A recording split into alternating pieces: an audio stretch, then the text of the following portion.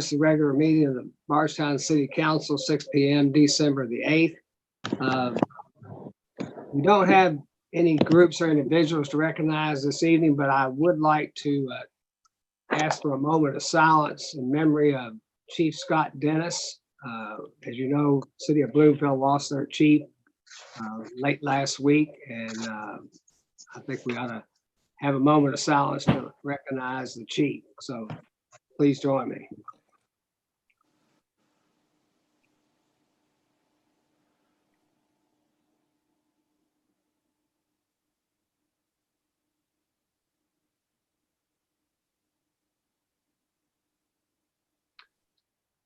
Okay, thank you.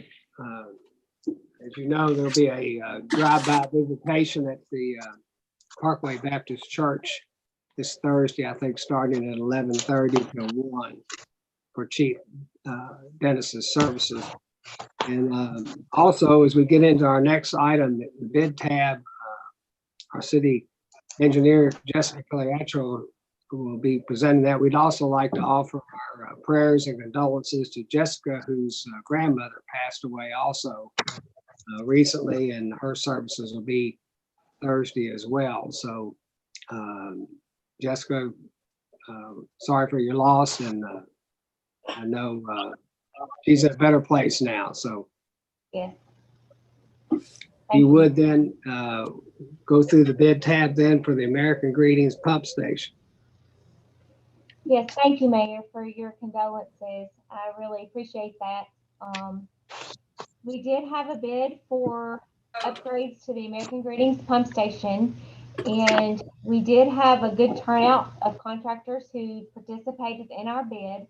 And the low bidder was SWalk Incorporated, also known as 7Cs. 7Cs Construction is also the contractor that is doing the downtown infrastructure upgrades to the water and sewer. And we've since contacted, and HDR as well, contacted references and so forth for 7Cs Construction. And although they had not done a lot of pump station work themselves under their current company name, they do have in their employment several folks who have, over the course of their careers, worked for other large construction firms that have experience doing pump station work. So I just spoke with CJ Ransom, who's their project estimator and project manager for 7Cs, and he's assured me that he is assigning one of those personnel as the superintendent who has that 15 years plus experience under other construction companies doing pump station work. So I made sure that that was allocated and clear, that we wanted someone, their staff assigned, that had that information, and that the president and those folks in charge are going to be keeping a close tab on this project. Jessica, Mm-hmm. I don't mean to interrupt you, but of course I am interrupting you. Have you all been fairly pleased with the 7Cs construction work they've been doing on the city streets? There's been ups and downs, like a lot of construction projects. There's been times when I think they just haven't had a whole lot of crew members, a whole lot of crews working, and they could have been more productive. But I think some of that's been commitments to other projects, so they didn't have the crews to provide. Like other construction companies and like many businesses across this summer with COVID, I think they've had to take their turn at, crews being quarantined, and so they've been down staffed.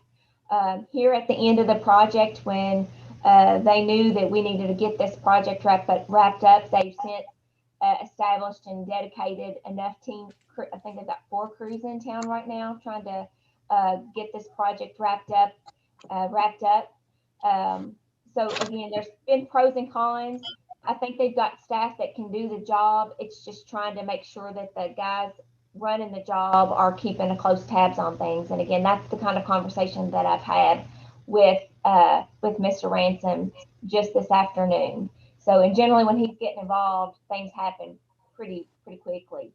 So again, their guys can do the work. I feel like they can do the work. Again, they're currently doing several projects for Louisville MSD, and they had a project with Louisville MSD, a pretty large project. But that job, they're bonded to do the work. They just haven't started that particular project with Louisville MSD as of yet. So again, their bonding capacity is there, so the city's protected financially. We kind of went through and looked at, just in case, some of the other bidders, the next couple of bidders. Unfortunately, the second bidder did not have a responsive bid. They didn't have all the required information they were supposed to provide. And the third bidder was kind of having similar, maybe even less good. Let me back up. The third bidder, we were not getting as glowing references from those folks when we spoke to them. So my confidence level, I would feel more comfortable moving forward with this contractor and looking at the money savings in what the city's receiving in this amount. That we may have to do a little more hand holding, but we recognize that that's what we may need to do and try to get through this project. Otherwise, I think we're just going too deep on the list, and then we're not following the right in the scheme of the low bid and open bid process. So the HDR guys felt comfortable with them? Yes, I mean, I think again they had there's some small reservations just with the amount of the work that they're doing. Again, they've done more sewer work versus specific pump station work, but again, after talking with some of their folks and as I address things, they are responsive. That's one good thing I can say when I'm working with these guys is that if I do have an issue, I address it with them and it does get taken care of. You know, I just, so I feel like they can do the job. Well, I guess if you hold their hands, we'll probably be okay. I may need to do so, but and HDR is also aware, you know, of what their work is, and although there's not full-time inspection for this project as a pump station job, I don't know if you remember, even with Potter Shop, the first several months is generally a wait game. You know, you've got a lot of materials ordered. There's kind of a stall time when you're waiting for your pumps to get in and your equipment to arrive. So again, we will have oversight and inspection by HDR, as well as our own staff, you know, available to provide assistance. That's all the questions I had. Okay. Any other council members have any questions of Jessica? She and I and Ben had this very same discussion either yesterday or this morning, I think. So I think HDR, we have to put a little bit of confidence in HDR's recommendation here.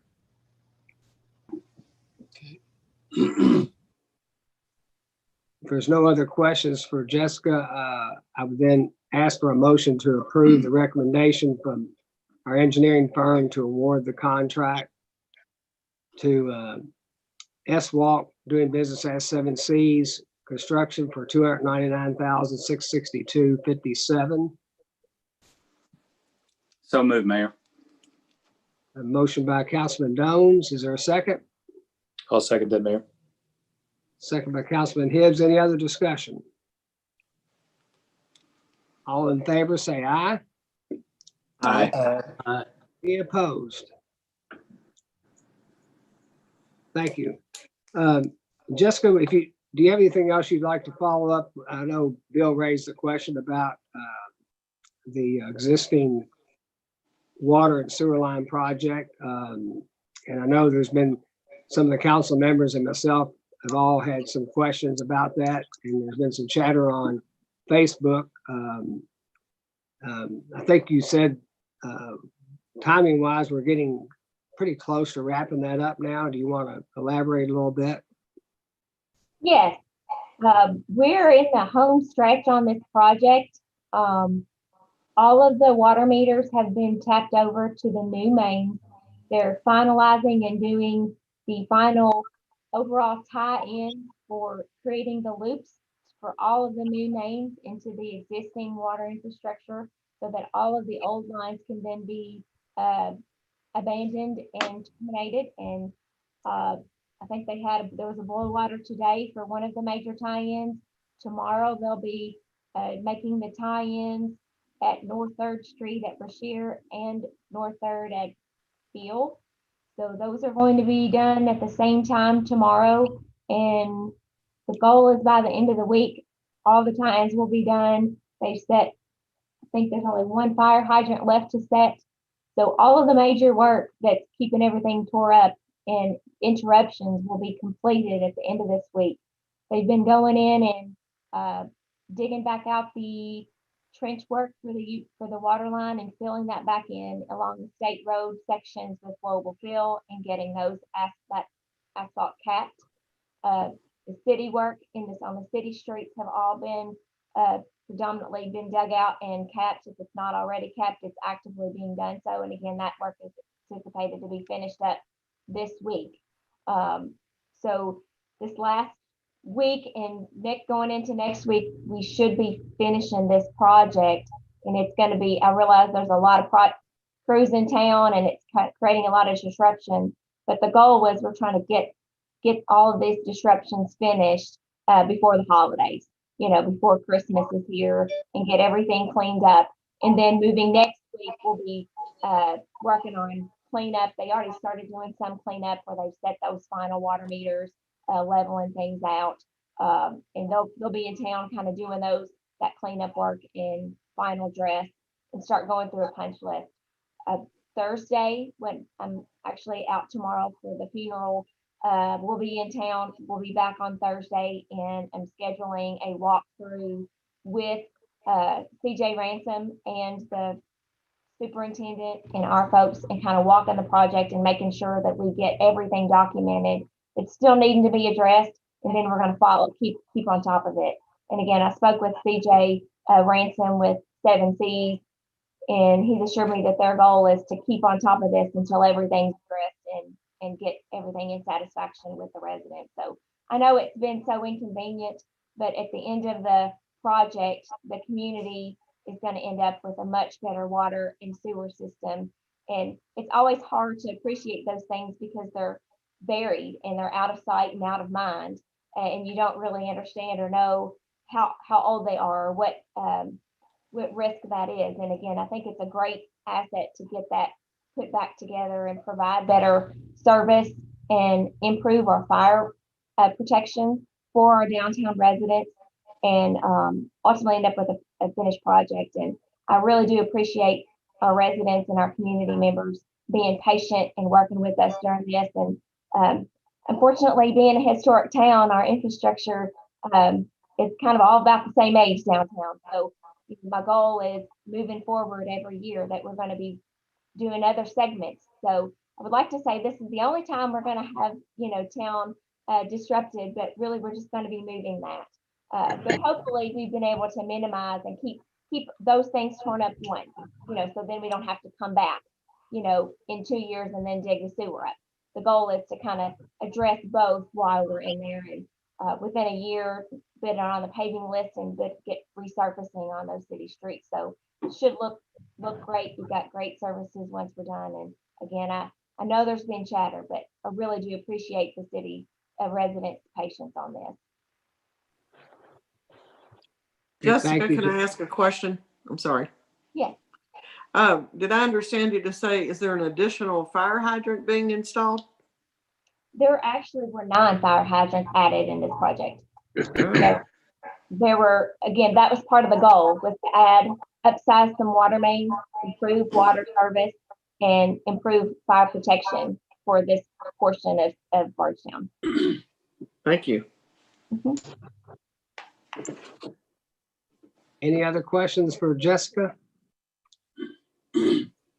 Thank you, Jessica.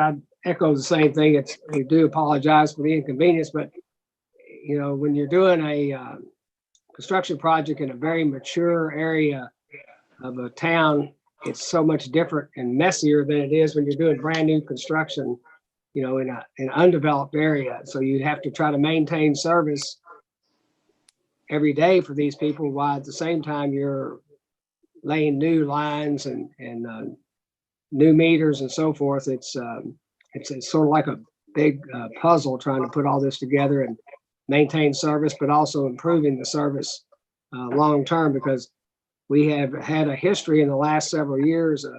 A lot of our water lines have had breaks. That creates inconveniences when we have breaks and you have boil water advisories and all that sort of thing. This work will help eliminate much of that in these areas that we're now working on. And the sewer services too will be much more reliable to, again, the inconveniences of backups and infiltration and so forth problems will be eliminated in these areas. So there'll be a lot of positives come from that. So the patients will pay off, I think, long term for better services for our community. So thank you, Jessica. Anything else on that? That's all I have. Does anyone else have any questions? All right, thank you, Jessica. All right, we'll move on then. We got the change order from the rec center's project back on the agenda. We tabled it here recently and asked the contractor for some more information, which he's provided that. And then our recreation director, Daniel Jeffries, has reviewed his submittal on the additional information. So you have all that in your packet. I would just ask Daniel, he's giving you a written response to the request for the change order. I would ask Daniel maybe just kind of talk through some of those points and then open it up for discussion to the council. Yes, sir. Just to kind of go through his letter that he attached to the timesheets, as we proceed down, just to clarify, we'll kind of give you all an idea of exactly kind of how everything played out. Discussions, he's trying to portray that we had more definite figure discussions prior to the conclusion of this project, and it wasn't, that was not there. There was no figures discussed. There was no increase in price to us discussed. Yes, I agree. Like I explained, I agree. Yes, there was more work, I think, than anybody thought, but it still was covered in the original scope of work. So that's why, we didn't discuss halting the project, but, I didn't see any need to, because it was still covered, so why would I assume that we were going to have to pay more when it's all covered under that original scope of work? Just getting down to the details of what they provided. There's a section, a closet section, that they didn't replace any joist in.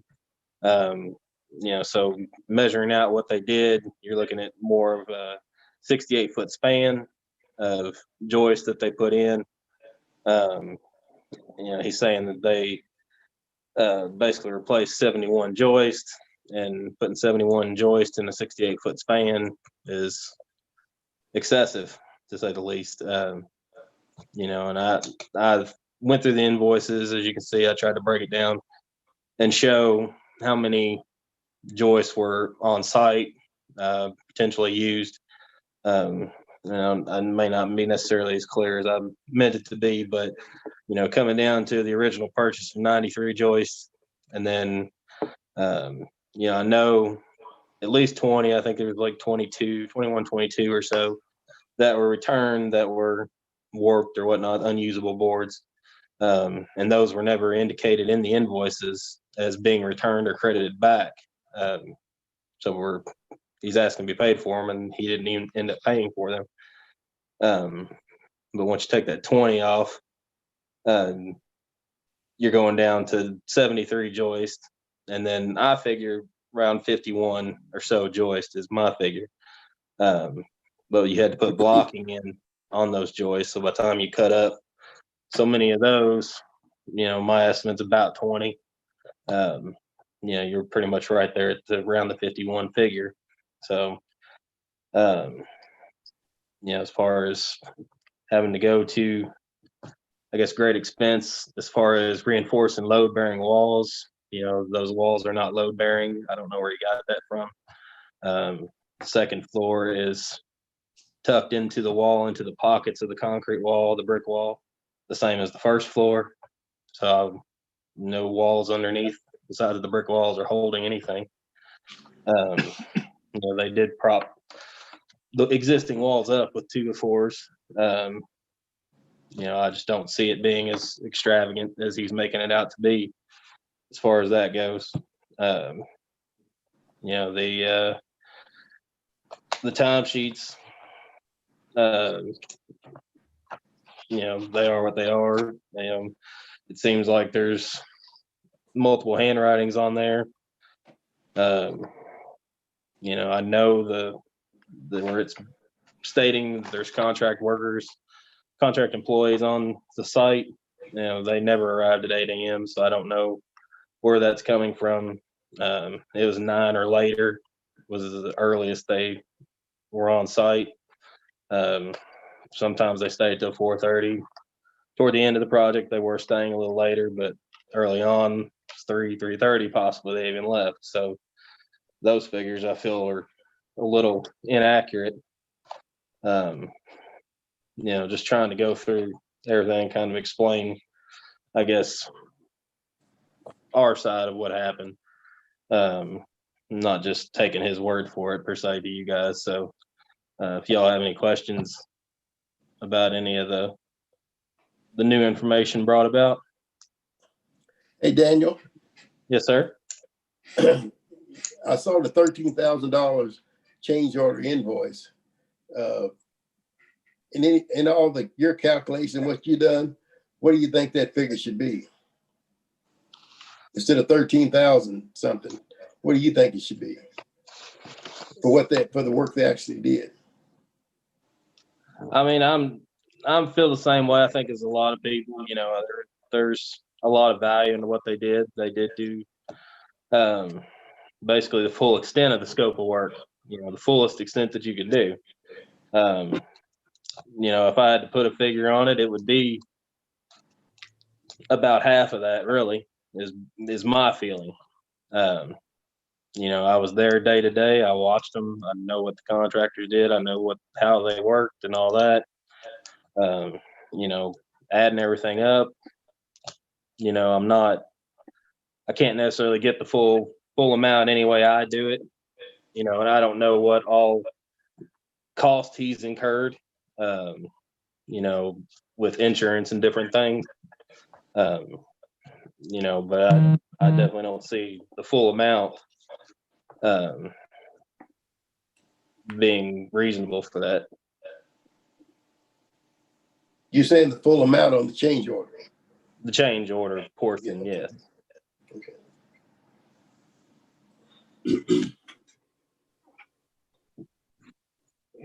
Anybody else have any questions for Daniel?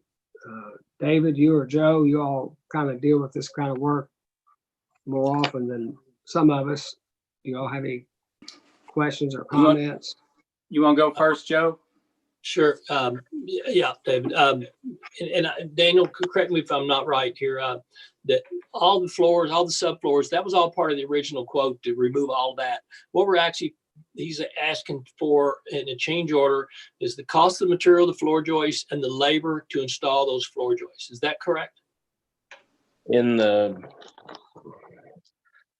Depending on how you read it, he's saying it was just more work. It doesn't necessarily change the scope. The only thing necessarily changing the scope is reinforcing the walls that I could see. Possibly putting in the center beam portion. But most everything falls in the original scope of work. Mm-hmm. It's just like we talked about before that there was no numbers put to it, so the scope of work is so generalized. It accepts a lot, but you know, you don't exactly know what the cutoff is. You know, it's, you know, I don't think he was planning on replacing very many at all. So, Well, you know, I know there's always hidden work, especially when you deal in older buildings. I can appreciate that. Obviously, he should have done all this up front, you know, as far as getting his change orders or whatever. But you know, I'm fine with considering paying him for his materials, and we just have to decide what that hourly rate would be for those floor joists, and I'm okay with that portion of this. So, go ahead, Dave.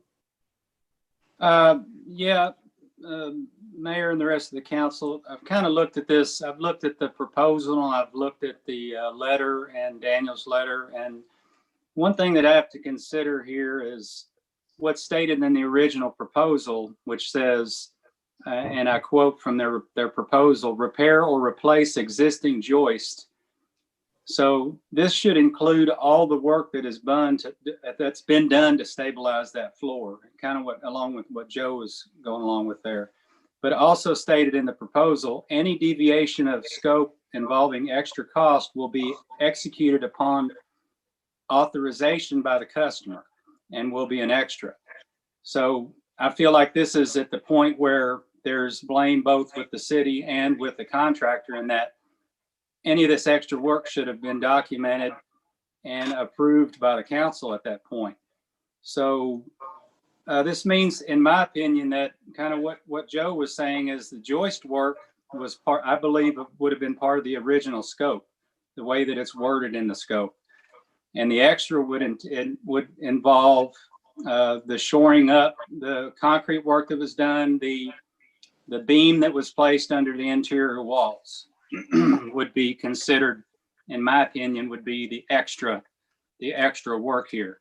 So if we could attach a cost to that, I think that would probably be the fairest thing to the city, in the way that I could interpret the scope and in the manner that the work was carried out. I think as far as the city's concerned, that would be the fairest to us as the taxpayers. So, you know, I propose that the city owes for the extra repair done to support the interior walls, and not the extras for the joists that were rotted out. Because the way I read the scope, that should have been included in the original scope. Is that kind of how you're seeing it, Joe? Yeah, David, very much so. Yes. How about the 6 mil vapor barrier? Was that an additional? Yeah, that reads to me probably, like that's additional. I think so too, Mayor. I think that's probably something that they did in due diligence, realizing that's probably what caused a lot of this rot. And they put that down. That also would be included as an extra. Yes, sir. Yes. Yeah. David, So arriving at a figure is the thing. You know, that's the only thing that's unclear here. And I agree with Daniel on the fact that a lot of the labor that they put down, it's kind of ambiguous still as to what was actually done and how much labor was actually spent on the project. You can kind of fill those things out after the fact. Not saying that they did, but that could have been done. That's still in my opinion, that's still kind of ambiguous. So I think as a council, we just kind of need to figure out what's a fair amount. I think we do owe them for extra work, because this is something that a lot of this work came up after the fact and after discovery, and we would have had to pay for it anyway. But I'm not certain that the complete amount would be fair to taxpayers to cover. I agree. And, you know, we got to realize that we have gotten a much better product than I think that we originally thought we were going to get. I agree.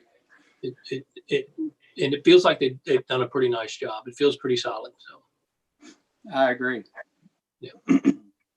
Well, it sounds like we're really going to have to just kind of come up with an arbitrary number, because it is, I think, debatable both ways as to what maybe is justified and then what part should have been part of the original scope of work. So I think we're all comfortable somewhat with the materials and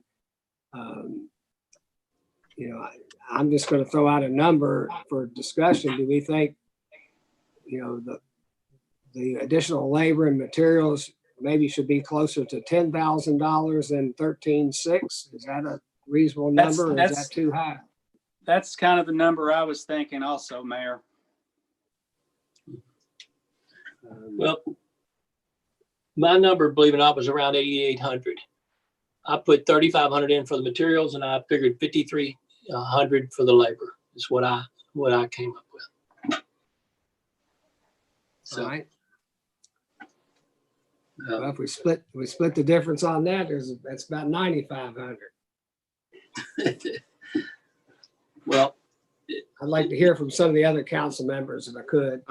Mayor, Yes. did I understand Daniel to say that he thought we should pay them about half of what they asked for? Or did I misunderstand him? I think that's what he said. Yes.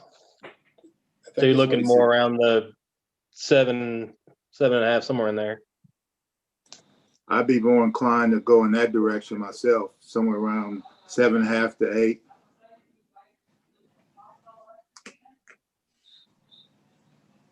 Okay. The one thing I do want to kind of point out is going through all the invoices and everything, which I put it out there.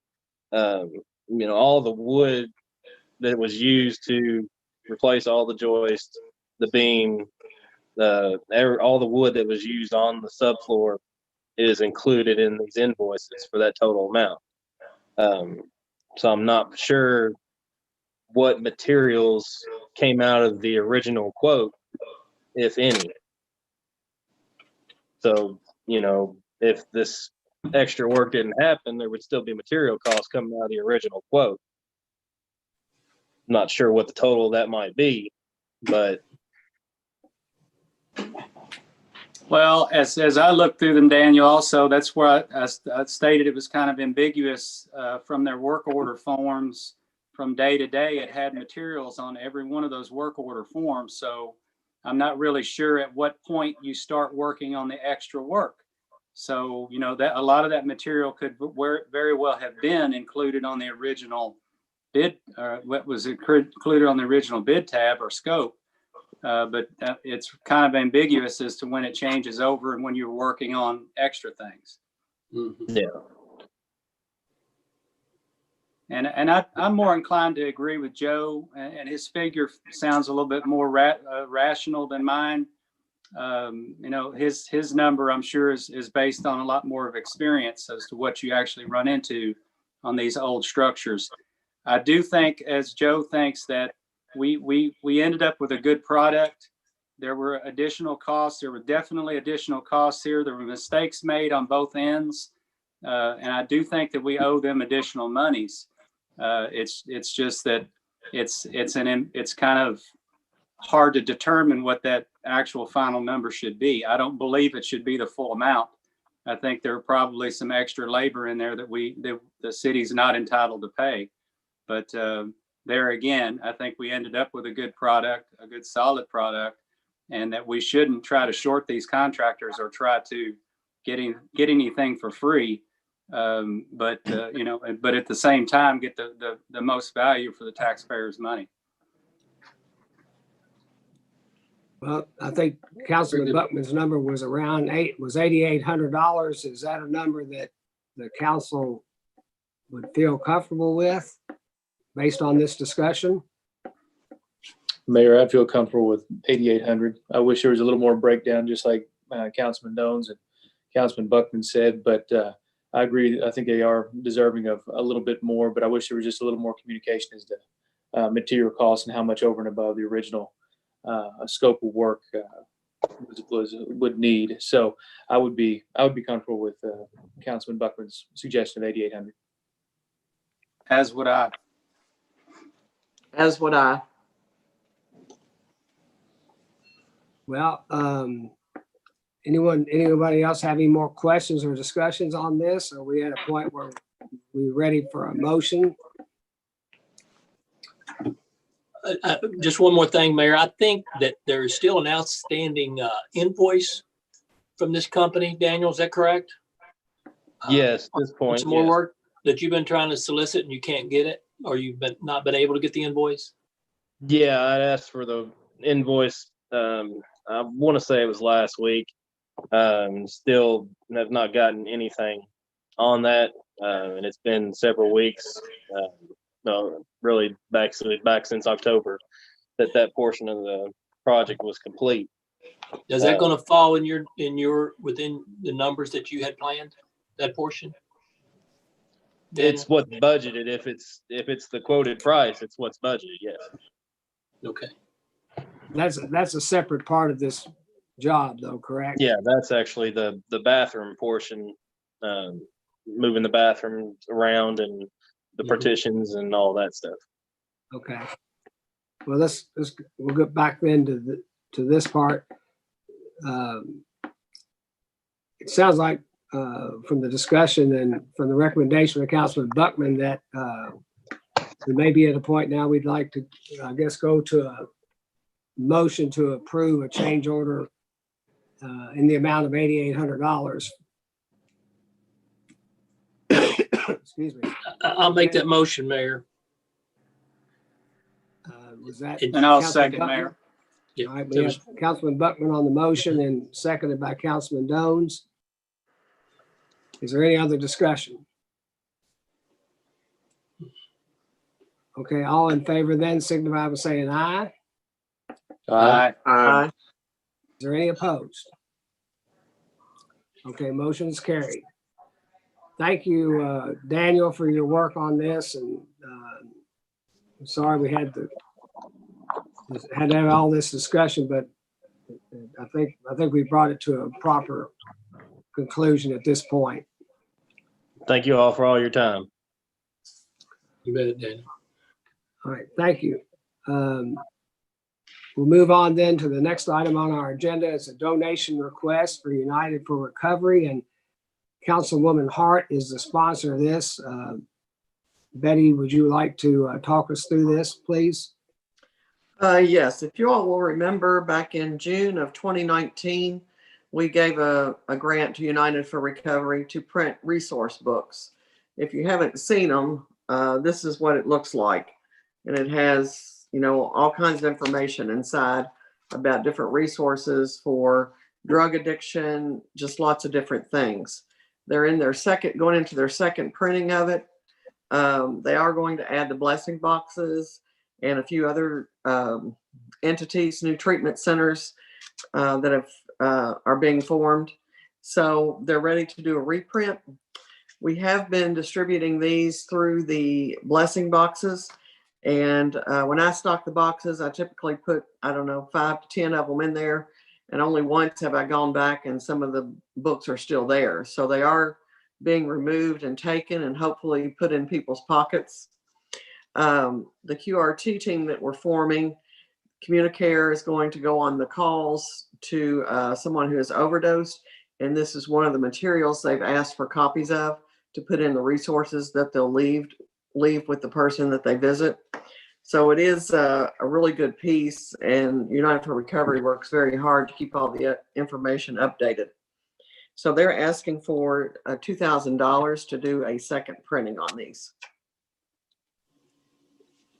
Yes, and it looks like we did give them a donation in 2018, 2019 fiscal year, but we did not do a donation for this purpose in the 2019, 2020 fiscal year. So, Right.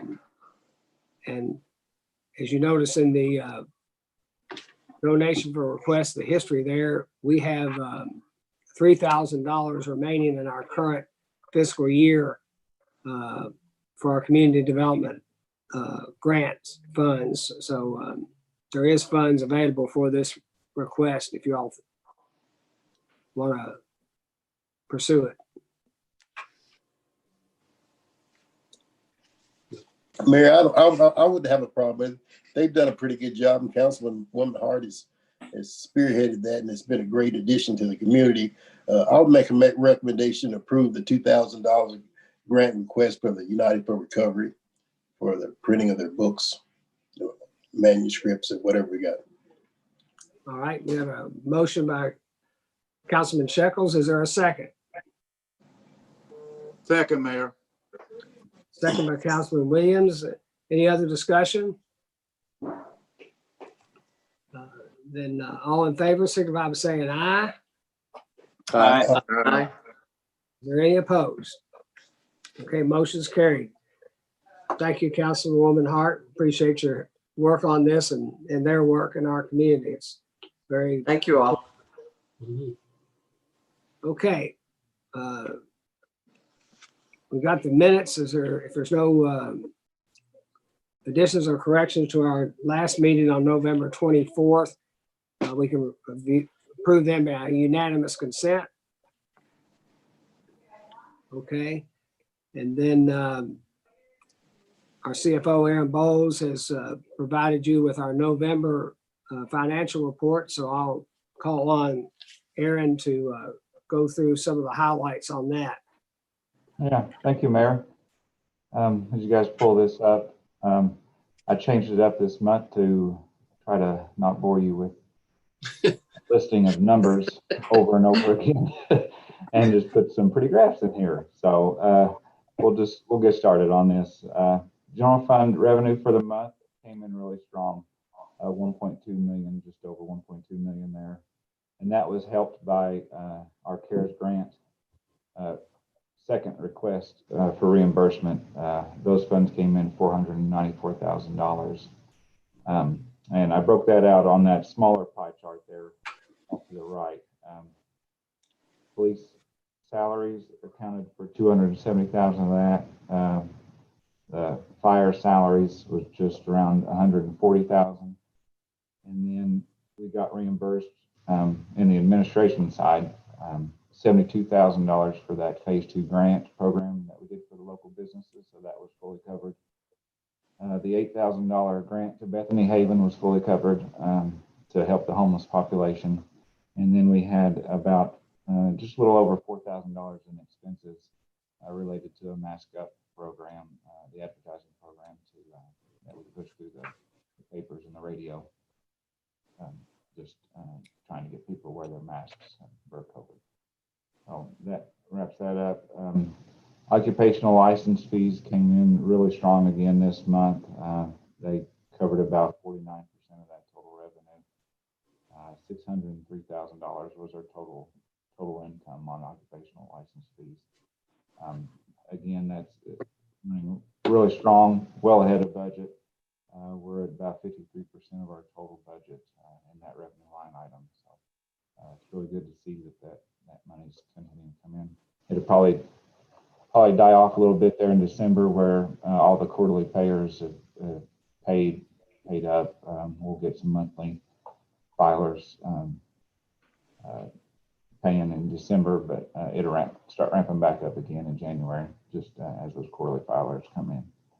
I included net profits there. It was just 2% of the total income for the month, but as we discussed last month, that's going to continue to fall off.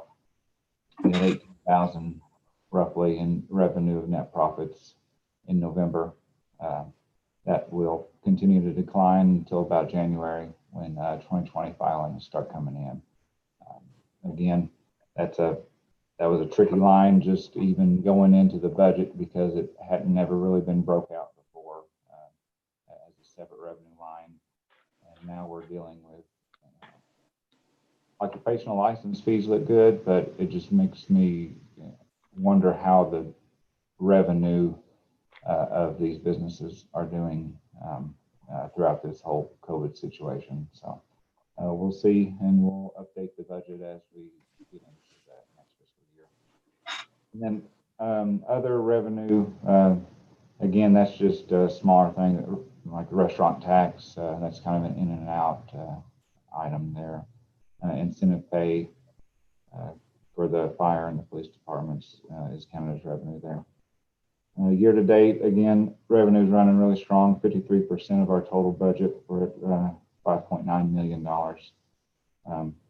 And I just did a quick calculation, just taking out, that CARES revenue money is a special thing this year. So just taking that out, we're still at 48% of budget. So still running strong there. Moving on to the general fund expenses, we had just under $775,000 in expenses. 33% of that came from salaries. The multi-use path construction costs were about $136,000 in the month of November. We've got one payment coming up in December, and then I believe Jessica and I spoke, and we got one more after that. And this project's well under budget. We budgeted $961,000 for the total project. As of November 30th, we're only at $688,000. So that project's standing in real good standing to come in well under budget. Other larger items that came through, we paid an invoice for Nahome's doing some technology upgrades over at the council chambers just for presentation purposes and from some virtual meeting type work that they're doing over there. That was $29,000. That's going to be fully reimbursed by the CARES grant.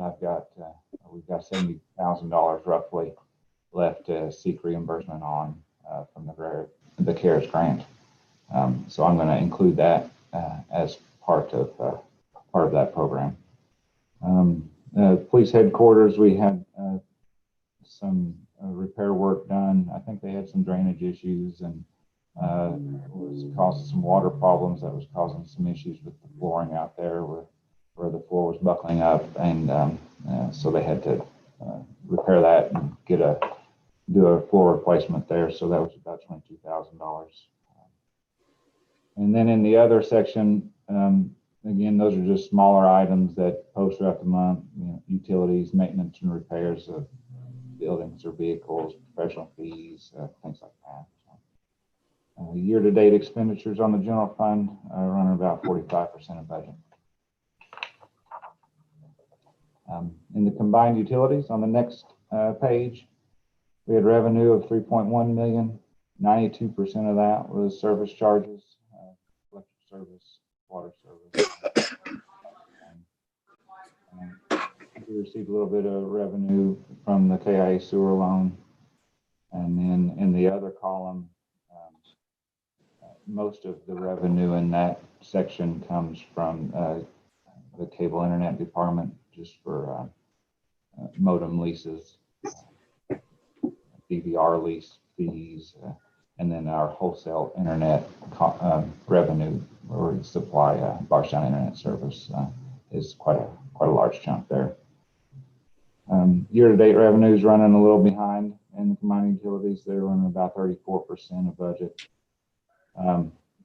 Again, if you look at the detail, I don't really include it here, but the sewer department has a line item for KIA loan revenue. It's quite a large line. It's $4.75 million is what we budgeted as revenue there. We've only received $720,000 from them so far. So as that project continues and we continue to seek reimbursement, that line will go up. So that's one of the big reasons why we're not further along in the budget to actual comparison there. On the next page, the combined utilities expense, about $3.7 million in expenditures. 51% came from the purchase power, where we purchase our electricity from KU for supplies. Rowan Creek construction was about $190,000. The downtown sewer projects was about $112,000, and then I believe the final payment on the Jerry Riley lagoon liner was about $86,000. Expenditures are running about steady with revenue, 34.5%. And lastly on this, the cash and investments, we increased cash by $163,000 to total cash of about $15.9 million. Investment totals remain steady. We're not doing any changes there. Getting about a little over 2% return on those investments. And I wanted to provide you all an update on a couple of issues we were having in last fiscal year. I don't know, we discussed it several times, but health insurance last year, our costs were just astronomical and exceeding budget, and then retirement was also a little bit of a problem last year too, as far as exceeding budget. But in this next chart here on that last page, I tried to show you our comparison over the past 3 years of as of November 30th, where we stand as relative to health insurance expense as shown on the income statement of each department, and the actual claims expense. So the expense incurred that you're seeing on the column, the bar lines, it's our portion to fund the claims account, and plus any costs that we pay the plan administrator as they administer our insurance plan for us. So in fiscal year 20, as of November 30th, we were already at $890,000 total expenses by the general and combined utilities funds. That's dropped substantially this time as of November 30th this year, down to $513,000 of recognized expenses. The line portion of that chart indicates the actual claims that we're having to pay out to doctors, hospitals, chiropractors, what have you. So as of this time last year, we were at $758,000 in paid claims. We're at $578,000 in paid claims. So, again, everything's trending better there. If you look at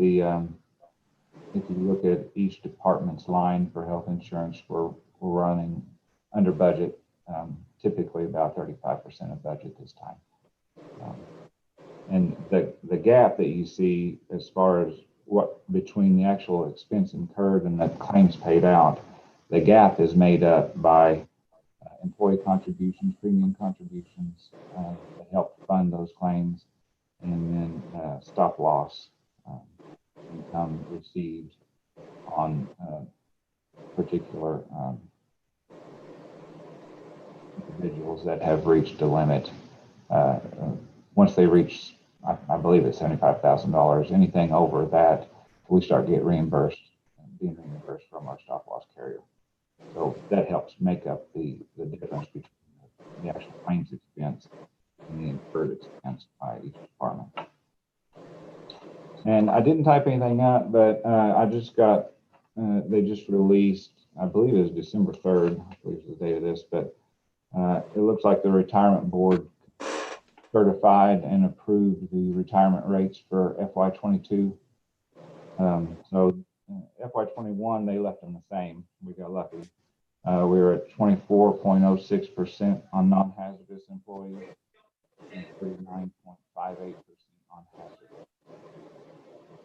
And that's our required portion that we have to pay. So for every police officer's salary, you're paying 39% of that.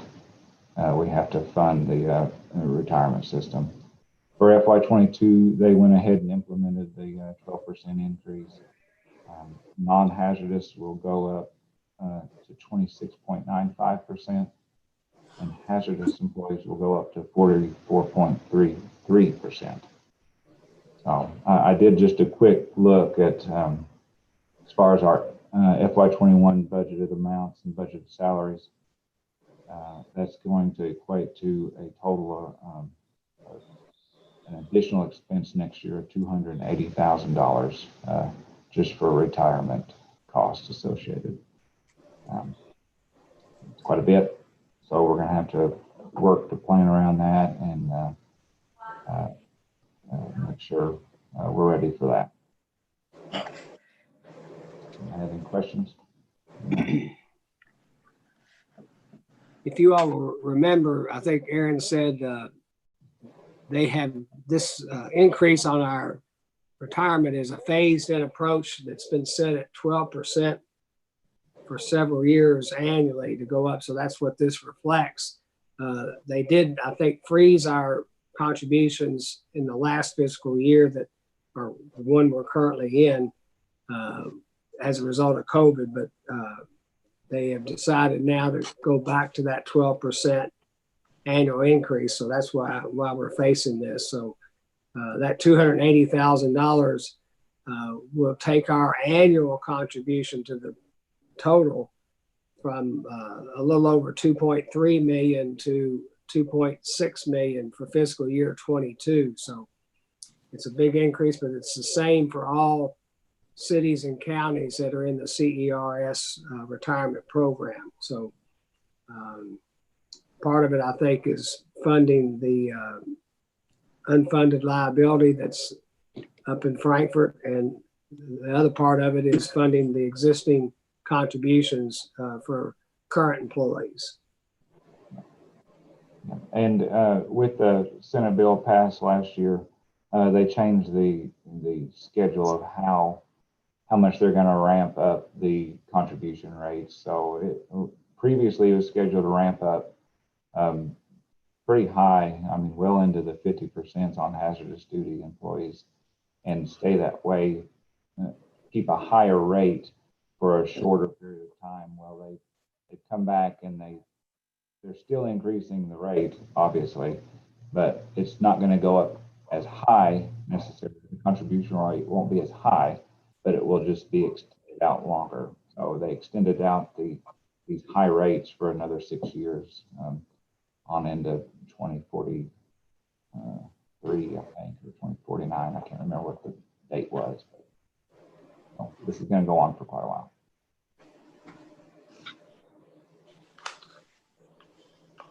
Any of the council members have any other questions of Aaron on his report? I do, Mayor, if you don't mind. I think, Aaron, you said that we spent $22,000 getting a floor repaired. Is that because of the type of lease we have with them that we have to do all those repairs? Or it kind of, I'd like to know how that works. I actually don't know. I think there was more going on there than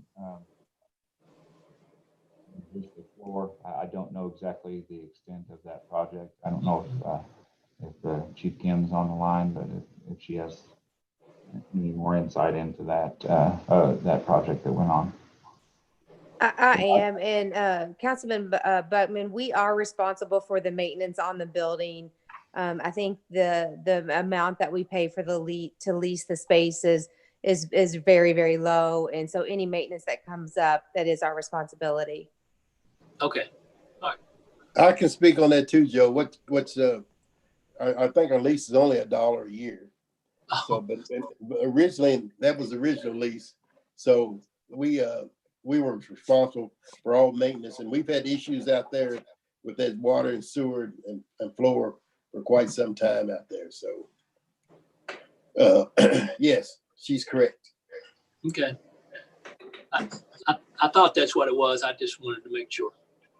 So, yeah, we were having problem with the tile was it was actually coming up from the floor, and the tiles were starting to crack.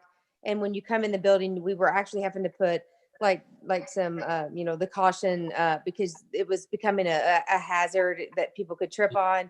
So it was something that we had put into the budget because we knew we were going to have to get it fixed. And then as they took up the flooring to get the new floor put down, they noticed that there was some water that was coming up under portions of the floor that was causing mold that was setting up. So they had to do some abatement of the mold before they could put the new flooring down. So they did a lot of work to get the new floor down. And so I think the floor that we have down now should be there for a very long time. Okay, thank you. All right, thank you, Chief. Any other questions on the financial report? I have a quick one, Mayor. Go ahead. Aaron, I just missed the amount that you said we have remaining in our CARES recovery fund. It's right around $70,000. Thank you. A request for that within the next couple of weeks. And how are our utility collections, the ones that were behind, are they doing okay? Yeah, they're up and down. My supervisor's written, I don't know how many pay plans. And just trying to get that number under control. It's been a little difficult. So we've got bad numbers on people. People don't want to call in. So we actually just started disconnects today. We had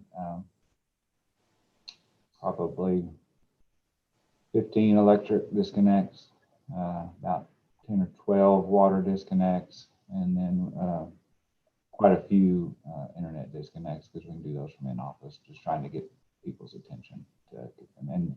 And it got them to call in. But delinquencies had been going down this last cycle. They kind of popped back up a little bit. It could just be timing of people, the way people pay their bills. I don't know. Right.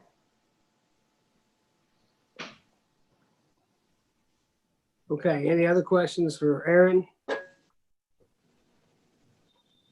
right, thank you, Aaron. We'll move on then to Chief. If you don't mind, I know there was some press release, but we had another major bit of work done by our internal narcotics unit. If you'd like to elaborate some on that. I know there was a story in the paper on Sunday, but I think it was worth noting here. Yes, you know, I just can't brag enough about our narcotics unit for the Bardstown Police Department and our patrol officers. You know, they work hand in hand together. They've been doing a lot of investigations. And one of the things when we started this unit back in 2019, it was just really kind of a slow implementation of the unit because we had to wait till we could allocate all of the resources to actually go to be a part of the unit. And so it did take a little bit of time to get everyone there. And then as we started getting people over to the unit, we came into the COVID era. And then we, when we hit the end of February, the beginning of March, I made the decision to put those narcotic detectives back on the platoon to increase our staffing for COVID. So really kind of that long story short, they really just got up and running again toward the end of August. But with all that, they've been working on investigations, and that has led to this recent bust that they just took over 4.5 pounds of crystal ice off the street, which equates to about $30,000 worth of drugs. And then you saw the large cash seizure of over $71,000 that was taken off of the streets. And so this is just another great, bust that was done. And when you start to think of how many people that these drugs would have touched in our community and poisoned the community, it's just immeasurable to see. And so they continue to do great work. They have a lot of great cases that they're continuing to work. I think you're going to see a lot of more things that'll be coming soon. Thank you, Chief. That was some great work, and it's great to get those drugs off the street and those traffickers off the street. So I certainly appreciate the good work. Yes, thank you. Okay, under new business, it's that time of year. Usually a lot of these board appointments expire in December or before year end. So there's 4 we have to consider this evening. We have Austin Weller on the Joint City County Ethics Board. We have Todd Johnson on our Development Review Board, Wes Parrish on the Development Review Board, and Pat Hagan on the Historical Review Board. All of these individuals currently serve in those boards and have agreed to serve another term. So, and we'll have some more in our next meeting as well, but these are the 4 we confirmed to date. So if I could, I'd like to. Mayor, I'd like to make a note there that's Patricia Hagan. That's correct.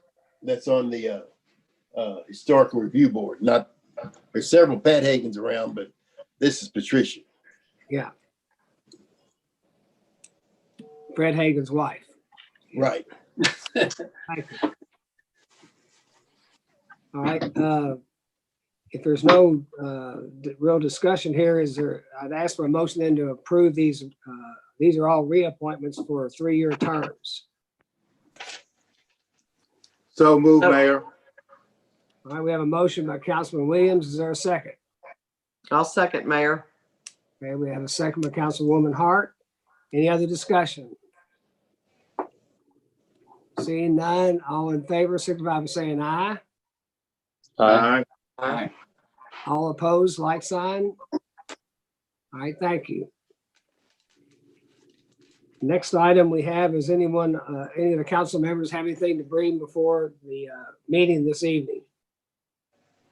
Mayor, I got a quick comment if you wouldn't mind. Yes, go ahead.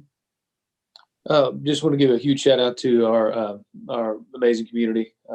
We are very dedicated and giving to our Blessing Box program, and Councilwoman Hart and Save a Lot has done a fantastic job with the Save a Lot bag program. And ever since July 28th, we've had over $2,750 worth of donations just in their $5 and $10 bag program. So just want to give a huge shout out to Save a Lot and a huge shout out to all the community members who are really taking part in this, and believe us, that they're being used very heavily. And I'd encourage anyone else who is thinking about donating to do that for the Christmas giving time. Thank you, Councilman Hibbs. Appreciate it. Yes, it's a great program, and we are fortunate to have the support of Peter and Celeste Dawson at Save a Lot in support of this program. Anyone else on the council have anything else to bring this evening? Mayor, may I give a quick update Yes, ma'am. on the Nail Care, our drug coalition? The thing that we've focused on probably the last 6 weeks or so is the formation of a quick response team. This is a program that is used in other counties and has been successful. So we are partnering with Communicare, who takes the lead on this, along with our city police and our sheriff's department and our EMTs and our local hospital. So the way that it will work is that when one of the first responders goes on a drug overdose, they talk with the person and ask them if someone can come back out within the next 72 hours to meet with them, to offer them resources, to offer them help. And if that person agrees, then once the first responder gets back to their station, they reach out to the dispatch, and they will contact Communicare, who will in turn contact either the city or the county police, depending on where the overdose took place. So this is something that we hope to get up and going by the end of the year. I think the status that we're in right now is that both the city and the county departments are reviewing the agreement with Communicare. This has been very successful in Marion County and Lebanon, and also Hamilton.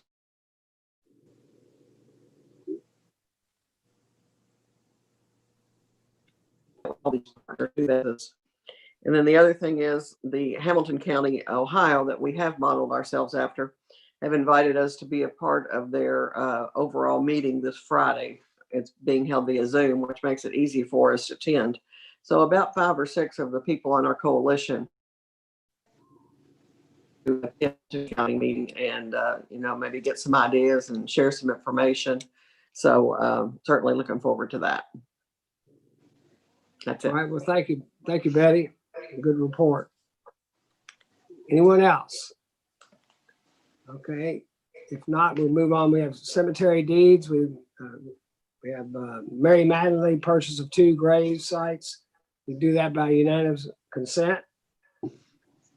And then as far as update, I think I've sent out an email. Due to the COVID situation and social distancing and all that, I think by law, we have to swear in the new council by the 1st of the year. So we plan to do that on December 22nd. That'll be the date of our next council meeting, the last council meeting of this year. So our plans are right now is just to have the 6 incoming council members, all of whom are you on the Zoom meeting tonight, come to our council chambers on December 22nd and be sworn in by Judge Kelly. We'd like to do that at 5 o'clock. And then we would leave that meeting and you all could return to your homes or here at City Hall or your offices, wherever you are doing your Zoom meetings. And we'll have our normal meeting via Zoom at 6 p.m. that night. But it'll be just a very restricted group at the council chamber so we can keep everybody distanced while we do the swearing in. And I think we have may have some paperwork we have to sign off that evening in support of that swearing in ceremony. So does anyone have any questions on that? Mayor, Yes, sir. are we going to take a picture? I think we decided to wait on that because again, that would require us to be a lot closer than 6 feet. I don't think we got a wide enough lens to get us all in. Excuse me. So I think we're going to wait till things get a little better after the first of the year and just schedule that at some further date. Okay, my next question is, will there be a picture taken of us being sworn in where we should be wearing a tie and a shirt and a jacket or something? I don't think that evening it will have to be. We can take that picture, the formal picture at a later date, unless you all prefer to do it that way. That's, 6 of you all needs to be sworn in. I'm fine with waiting on the picture, sir. I am as well. Okay. I agree. Right. I am as well, Mayor, and I've already been sworn in. All right.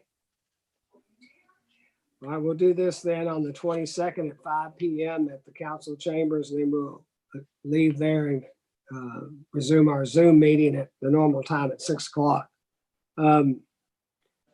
This is a little bit more about the COVID. If you all know that we've received some new guidelines here in this past week that we posted on, excuse me, on the city website, and has to do with shortening the quarantine from 14 days to 7 days or 10 days based on some testing criteria and exposure. So I want to make people aware of that it's, and I think they've released it to the chamber, and the chamber's gotten some of that out to the community, but it's also on our website if people need to review that and refresh that.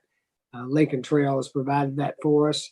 And then everything we're hearing from the governor, it looks like on the 14th that the restrictions on restaurants and gyms and perhaps bars might get lifted. So I'm sure everybody will be happy for that.